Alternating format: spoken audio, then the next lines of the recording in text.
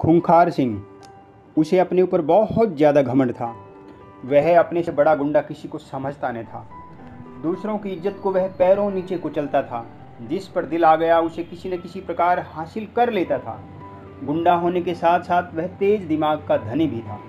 लोग उसके नाम से ही डरते थे। जब वह चलता तो दहशत फैल जाती थी। नाम भी बड़ा भयानक था, खूंखार सिंह। मोटी मोटी मूछें रखना तो वह मर्द के लिए जरूरी समझता था। आजकल के चॉकलेट युवाओं पर वह हंसता था। बड़ी बड़ी शानदार गाड़ियाँ, ऊंची ऊंची कोठियाँ और काफ़ी मात्रा में शराब का सेवन करना उसके विशेष शौक थे। वह लोगों को अपने स्वार्थ साधने के लिए खूब प्रयोग करता। एक समय उसे यह एहसास करा देता कि मुझसे बड़ा हितैषी तेरा कोई भी नहीं है। उसके विश्वास को जीतकर उसे अपने जाल में ऐसा फंसाता कि सब ओर से उसका मिलना जुलना बंद करा देता। वक्त बेवक्त उसे अपने पास बुला लेता था। उसके घर जाकर ही धमक जाता कि देख, मैं तेरा कितना ख्याल रखता हूँ। घर के लगभग हर सदस्य से वह इतना जुड़ाव बना लेता कि मानो वह तो कोई फरिश्ता हो। जब देखा कि पूरा जादू चल गया, फिर वह अपने स्वार्थ को साधना शुरू करता था। रूप वाले का रूप हर लेता, अर्थ वाले का अर्थ हर लेता, बड़े बूढ़ों से अपने लिए आशीर्वाद छीन लेता। ऐसी कैंची चलाता कि अपना काम भी करती रहती और दिखाई भी न देती। उसके पास पड़ोस में ही एक बहुत ही मासूम सा युवक रहता था, जो बहुत प्रतिभावान था और किसी अच्छी कंपनी में जॉब भी करता था। नाम था उसका प्रशांत। जैसा नाम वैसा काम। प्रशांत हमेशा शांत रहता था। प्रशांत की पत्नी राखी बड़ी हसीन थी।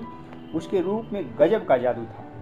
देखने वाले उसे देखते ही रह जाते। पर राखी अपने काम से मतलब रखती थी। फालतू की बातों की तरफ उसका ध्यान न जाता था। वह भी एक स्थानीय स्कूल में कार्यरत थी। स्कूल प्राइवेट था, ऊंचे घर के बच्चे पढ़ते थे, इसलिए राखी को भी बन ठन कर जाना पड़ता था। प्रशांत तो सुबह जल्दी ही नौकरी के लिए निकल जाता, क्योंकि उसे घर से काफ़ी दूर जाना होता था। 7:30 बजे के आसपास राखी घर से निकलती। एक दिन खूंखार सिंह की उस पर नज़र पड़ गई। बस उसी क्षण घायल हो गया। मन ही मन निश्चय कर लिया कि कुछ भी करना पड़ जाए, इसे हासिल करके ही रहूँगा।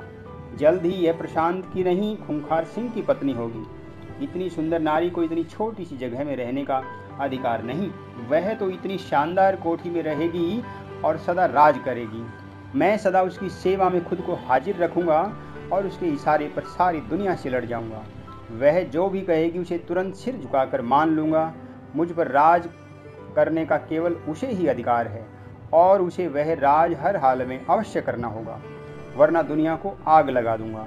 उसका वह मर्द, चॉकलेटी बॉय जो देखने में ही नामर्द लगता है, उसे तो मेरे यहाँ मजदूर बनकर रहना होगा।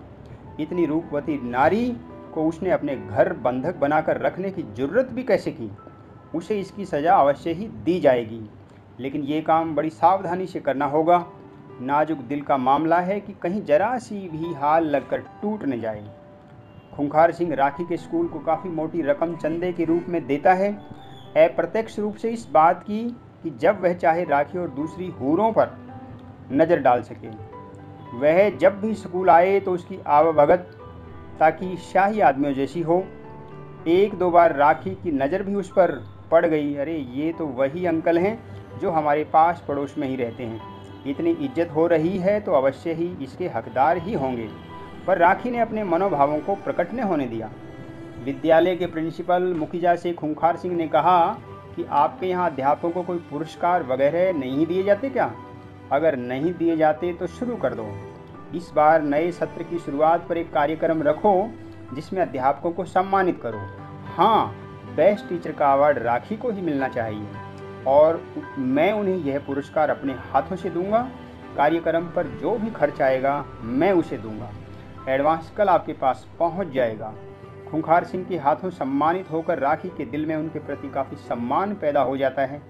एक दिन मौका पाकर वह पूछ भी बैठता है, मैडम कोई भी काम हो तो ज़रूर बताइएगा, मैं उसे खुशी खुशी करा दूंगा। और यदि आपको यहाँ कोई दिक्कत है तो मैं आपको इस स्कूल से भी काफ़ी बड़े स्कूल में लगवा दूंगा, जहाँ यहाँ से 3 या 4 गुना वेतन मिलेगा। खूंखार सिंह के प्रति सम्मान प्रदर्शित करते हुए राखी बोली, मेरे पति प्रशांत बहुत दूर सर्विस करने जाते हैं।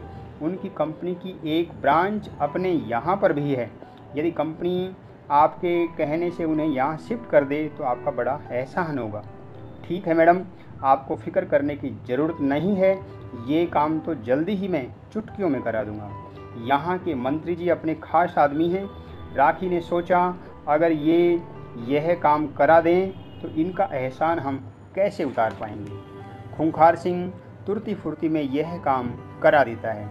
अब तो खूंखार सिंह की इज्जत में पूरा परिवार ही बिछ गया। राखी खूंखार सिंह की बातों में आकर नौकरी छोड़ देती है, पर प्रशांत से इस बारे में कुछ नहीं बताती है। घर में कोई कमी न थी, प्रशांत भी इस बात को हल्के में ही लेता है। प्रशांत के पीछे से राखी खूंखार सिंह के कहे अनुसार उस ऊंचे स्कूल में अपनी फाइल दे देती है जहां खूंखार सिंह ने कहा था। इसी बहाने खूंखार सिंह को राखी के नज़दीक आने का मौका मिल गया। राखी ने सोचा अभी समय लगेगा। राखी ने महसूस किया कि काफ़ी खुले दिल वाले हैं, उम्र ज़्यादा है पर दिल जवान है। एक दिन खूंखार सिंह मौका पाकर राखी को अपना शिकार बना लेता है। राखी काफ़ी डर जाती है, मगर खूंखार सिंह ने यह कहकर कि मैं ऐसा कुछ नहीं करना चाहता था, यह तो किसी न किसी पिछले जन्म के संस्कारों के कारण ऐसा हुआ है। तुम चिंता मत करो, इसकी सज़ा में पूरी उम्र भुगतने को तैयार हूँ। तुम्हारे मुंह से निकला हुआ हर लफ्ज़ मेरे लिए भगवान के आदेश के बराबर होगा। देखते जाओ मैं तुम्हें कहाँ से कहाँ पहुँचा देता हूँ। राखी कुछ कुछ संभली, पर अब भी हैरान थी कि अचानक यह क्या हो गया। प्रशांत की नज़रों में तो मैं गिर जाऊंगी।